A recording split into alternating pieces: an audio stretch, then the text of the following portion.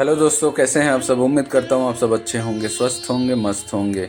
कहानी की दुनिया मोरल स्टोरी में आप सबका बहुत बहुत स्वागत है। दोस्तों, आज आपके लिए पौराणिक कथा लेकर आए हैं लक्ष्मण जी का तप। तो आइए सुनते हैं दोस्तों आज की कहानी। हनुमान जी की राम भक्ति की गाथा संसार भर में गाई जाती है। लक्ष्मण जी की भक्ति भी अद्भुत थी। लक्ष्मण जी की कथा के बिना श्री राम कथा पूर्ण नहीं है। अगस्त्य मुनि अयोध्या आए और लंका युद्ध का प्रसंग छिड़ गया। भगवान श्री राम ने बताया कि उन्होंने कैसे रावण और कुंभकर्ण जैसे प्रचंड वीरों का वध किया और लक्ष्मण ने भी इंद्रजीत और अतिकाय जैसे शक्तिशाली असुरों को मारा। अगस्त्य मुनि बोले, श्री राम बेशक रावण और कुंभकर्ण भी प्रचंड वीर थे, लेकिन सबसे बड़ा वीर तो मेघनाथ ही था। उसने अंतरिक्ष में स्थित होकर इंद्र से युद्ध किया था और बांध कर लंका ले गया था। ब्रह्मा ने इंद्रजीत से दान के रूप में इंद्र को मांगा तथा इंद्र मुक्त हुए थे। लक्ष्मण ने उसका वध किया, इसलिए वे सबसे बड़े योद्धा हुए। श्री राम को आश्चर्य हुआ, लेकिन भाई की वीरता की प्रशंसा से खुश थे। फिर भी उनके मन में जिज्ञासा पैदा हुई कि आखिर अगस्त्य मुनि ऐसा क्यों कह रहे हैं कि इंद्रजीत का वध रावण से ज्यादा मुश्किल था।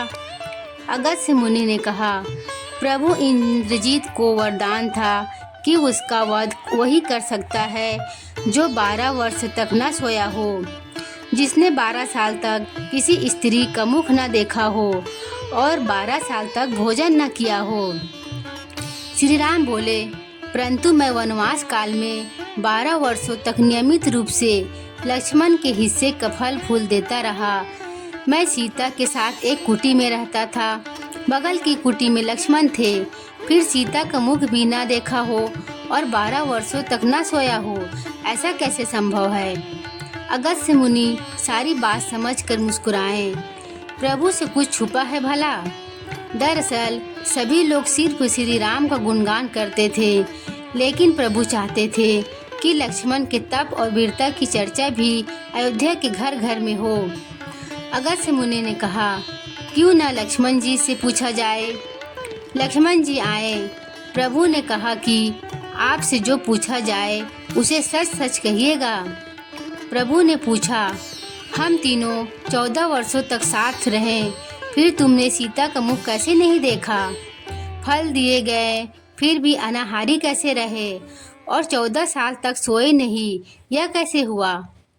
लक्ष्मण जी ने बताया, भैया, जब हम भाभी को तलाशते ऋषि मुख पर्वत गए तो सिगुरु ने हमें उनके आभूषण दिखाकर पहचानने को कहा।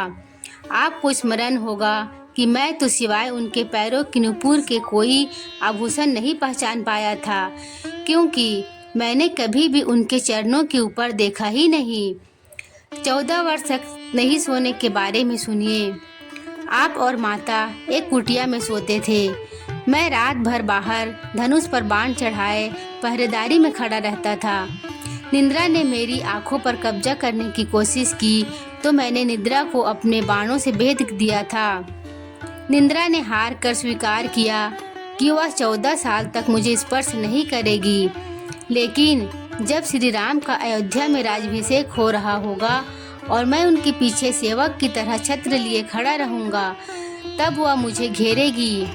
आपको याद होगा, राज्याभिषेक के समय मेरे हाथ से छत्र गिर गया था। अब मैं 14 साल तक अनाहारी कैसे रहा। मैं जो फल फूल लाता था, आप उसके 3 भाग करते थे। एक भाग देकर आप मुझसे कहते थे कि लक्ष्मण फल रख लो। आपने कभी फल खाने को नहीं कहा। फिर बिना आपकी आज्ञा के मैं उसे कैसे खाता। मैंने उन्हें संभाल कर रख दिया। सभी फल उसी कुटिया में अभी भी रखे होंगे। प्रभु के आदेश पर लक्ष्मण जी चित्रकूट की कुटिया में से वे सारे फलों की टोकरी लेकर आए और दरबार में रख दिया। फलों की गिनती हुई तो 7 दिन के हिस्से के फल नहीं थे। प्रभु ने कहा, इसका अर्थ है कि तुमने 7 दिन तो आहार लिया था। लक्ष्मण जी ने 7 फल कम होने के बारे में बताया कि उन 7 दिनों में फल आए ही नहीं। जिस दिन हमें पिता श्री के स्वर्गवासी होने की सूचना मिली, हम निराहारी रहे। जिस दिन रावण ने माता का हरण किया, उस दिन फल लाने कौन जाता। जिस दिन समुद्र की साधना कर आप उससे राह मांग रहे थे, जिस दिन आप इंद्रजीत के नाग पास में बंद कर दिन भर अचेत रहे, जिस दिन इंद्रजीत ने मायावी सीता को काटा था और हम शोक में रहे, जिस दिन रावण ने मुझे शक्ति मारी और जिस दिन आपने रावण वध किया, इन दिनों में हमें भोजन की सुध कहाँ थी। विश्वामित्र मुनि से मैंने एक अतिरिक्त विद्या का ज्ञान लिया था, बिना आहार किए जीने की विद्या। उसके प्रयोग से मैं 14 साल तक अपनी भूख को नियंत्रित कर सका, जिससे इंद्रजीत मारा गया। भगवान श्री राम ने लक्ष्मण जी की तपस्या के बारे में सुनकर उन्हें हृदय से लगा लिया।